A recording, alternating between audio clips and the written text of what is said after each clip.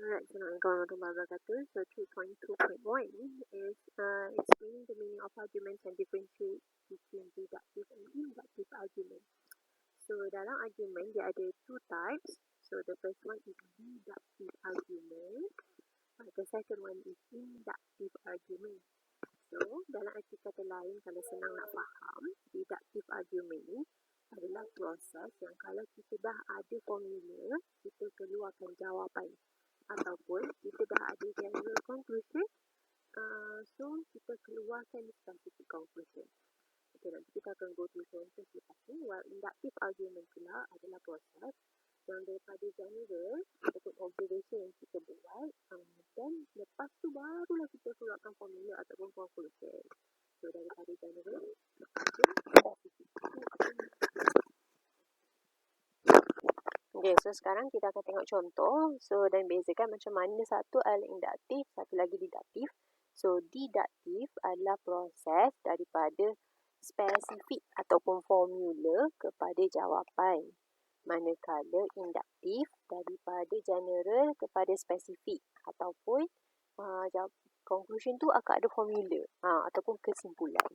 Okay, so yang first, so kalau kita tengok contoh yang pertama, yang ni. Okay, so premise 1 is all MRSM students scored at least 5A in UPSR. So that one is, we see that one is as general sebab dia ada all MRSM tapi tak tahu siapa. So when premise 2 pula, so Johan is an MRSM. So conclusionnya Johan pun at least get 5A in UPSR. Maka dia jadi spesifik sebab ada nama. So tu adalah deductive. Okay, so now kita proceed dengan contoh yang seterusnya. So the second one is, so premise 1, the exterior angle of a regular polygon is 360 divided by n. Okay, so kita dah tengok yang tu pun adalah satu jenis yang formula. So premise 2 pula, it's given that the exterior angle of a hexagon is 60 degree and the conclusion or the other premises is the exterior angle of octagon is 45 degree. So since the very first statement pun kita dah nampak formula, maka daripada formula keluar jawapan. So that one would be deductive argument. Okay, so next. So seterusnya, so we given that premise 1, 16 is multiple of 2. Premise 2, 20 is multiple of 2. And the conclusion, all multiples of 4 are multiples of 2. So if you are looking, premise 1 and premise 2, dia pernyataan yang biasa. Maksudnya kita tak ada formula apa-apa lah dikeluarkan, so dia hanyalah pernyataan. Tapi bila conclusion tu kita tengok dia keluarkan satu kesimpulan yang macam sejenis formula macam tu. So yang tu kita panggil dia inductive argument. So while premise 2, so if the radius of a circle is 8, then its diameter is 16. So premise 2 pun, if the radius of a circle is 10, then its diameter is 20. So from the observation that we made, so we see that the diameter is actually double the radius. So that's why the conclusion, diameter is twice its radius. So yang tu dah jadi inductive argument. Okay, so next adalah untuk kita study tentang deductive argument. So in deductive argument, there are actually 3 forms of deductive argument. So firstly, there are form 1. Okay, so form 1 is the easiest one because it is actually an all statement. So given that premise 1, all A is B. So premise 2, C is A, while conclusion is C is B. For example, we say that all regular polygon have axis of symmetry. So C, so I'm telling you that ABC is a regular polygon. Therefore, conclusion, ABC also has axis of symmetry. So dia ada pernyataan, lepas tu dia bagi contoh. So itu form 1. So form 2 pula, so dia punya template. So if P then Q, so premise 2, P is true, Q is true. While form 3, it's sama macam form 2 tadi. So if P then Q, but the premise 2, the most importantly is that Q is not true or Q is false, then P is false. So kena perasan so kalau form 2, premise 2 tu dia nyatakan tentang P dulu. So form 3, dia tukar. Dia nyatakan Q dulu, tapi Q tu false. Okay, so argument tu dikatakan valid if dia punya form macam form 1, 2 ataupun 3. Alright. Okay, now 3.2.2. So we want to determine and justify whether given deductive argument is valid and sound, or valid and sound, or just not valid. Okay, so first example. Okay, so given that premise 1, all graduate teachers have a degree. So premise 2, Kamal is a graduate teacher, so hence Kamal has a degree. So, kalau kita tengok ni confirm dah deductive argument sebab dia bagi mula-mula general, lepas tu baru spesifik, which is ada nama Kamal. Okay, so first, ni adalah type apa? Cuba tengok. Dia type 1 ke, type 2 ke, or type 3? Okay, since we see that it is all graduates, so it is all statement, maka it's actually type 1, so it's all statement. So all A is B, so A is actually graduate teacher, B has a degree. C is where the name Kamal is given, so Kamal is graduate teacher, which is A, and Kamal has a degree. So it follows type 1. So since that, so the argument is valid and sound because all premises are true.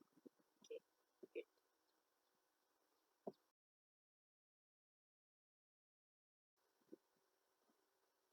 Alright, secondly, in the second example,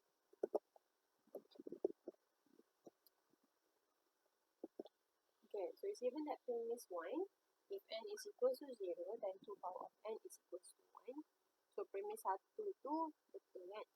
So premise 2, n is not equal to 0, and 2 power of n is not equal to 1. So first, we need to determine whether this type of deductive argument is type 1 or 3.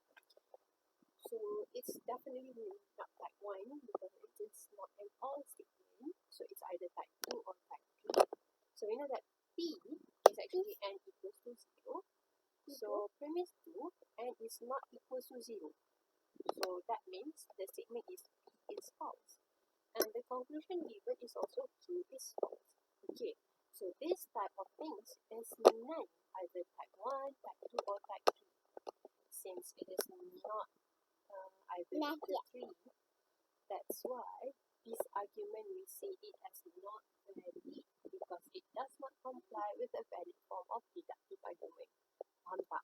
So kalau dia bukan bentuk mana-mana 1, 2, 3, so confirm argument tu kita kata not valid. Right?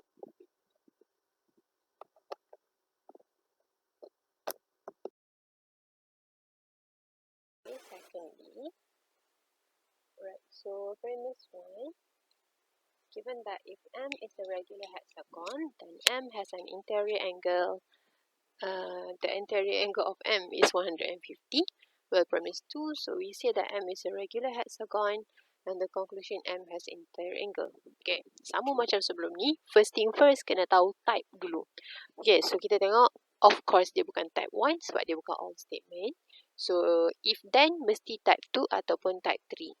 So, kita tengok so P dia adalah M is a regular hexagon. Q dia pula adalah interior angle is 150. Okay, so given, so premise kedua, M is a regular hexagon. Maksudnya, dia bagi tahu tentang P. Okay, maka conclusion dia, Q adalah pun 150 juga. Okay, so definitely dia adalah type true because P is true, Q is true. Okay, so kalau kita tengok, dia memang valid. So first thing valid sebab dia follow type 2 punya template. Tapi masalahnya, kita kata dia not sound because premise 1 tu dah salah. So bila ada premise yang salah, sama ada premise ke, conclusion ke, so we said it is not sound because the premise 1 is false. Kenapa salah? Because regular hexagon, interior angle dia bukan 150, but it is 120.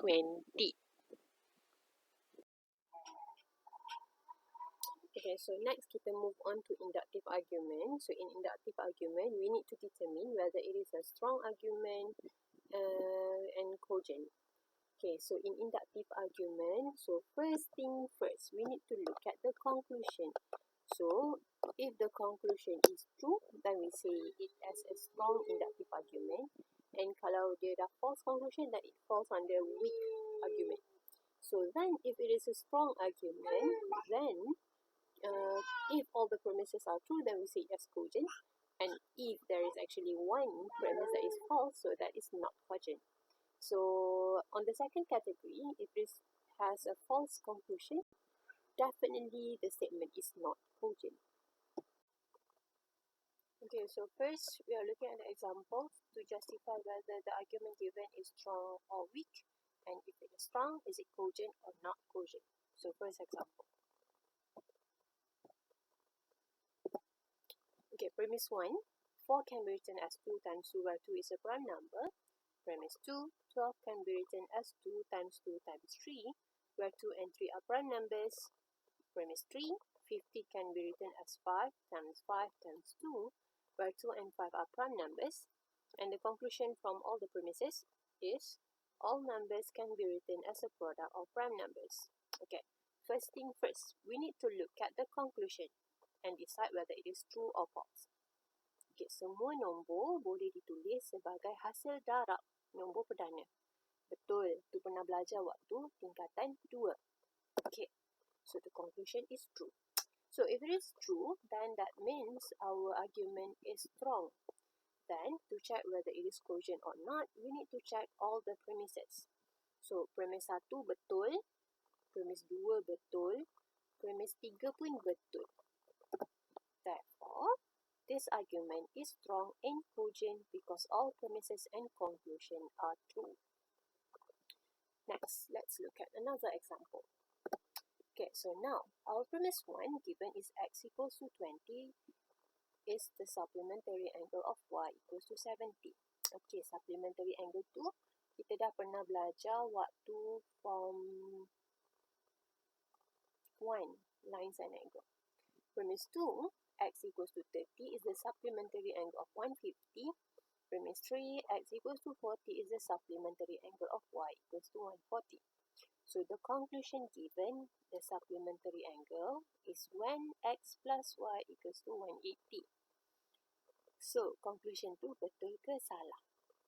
Betul. So sebab supplementary angle hasil tambah 180.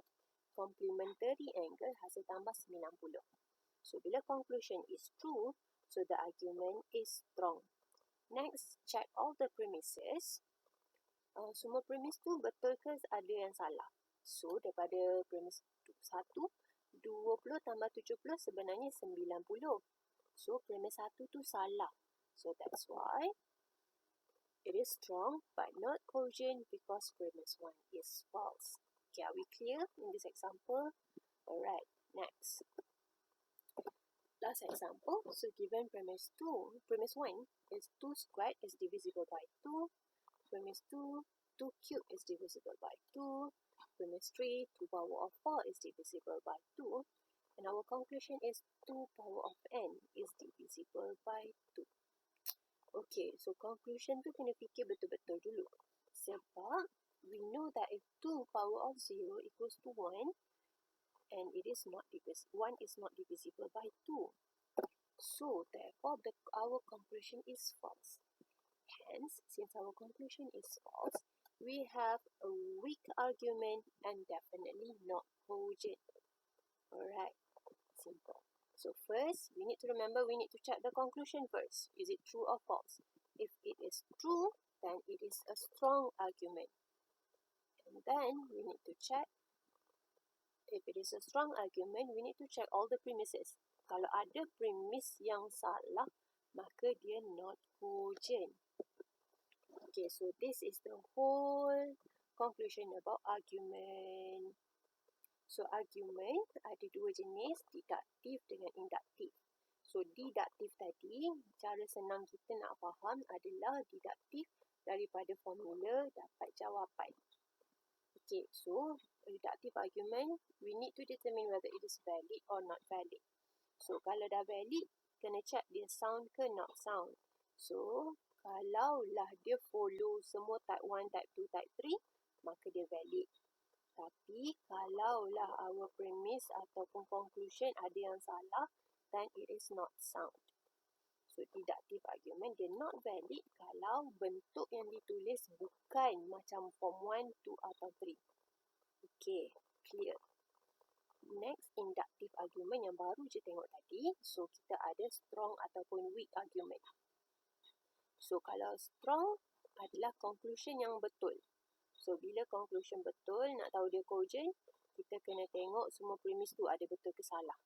So, kalau weak pula, bila conclusion salah, confirm dia not cogent. Okay, itu saja dulu untuk argument.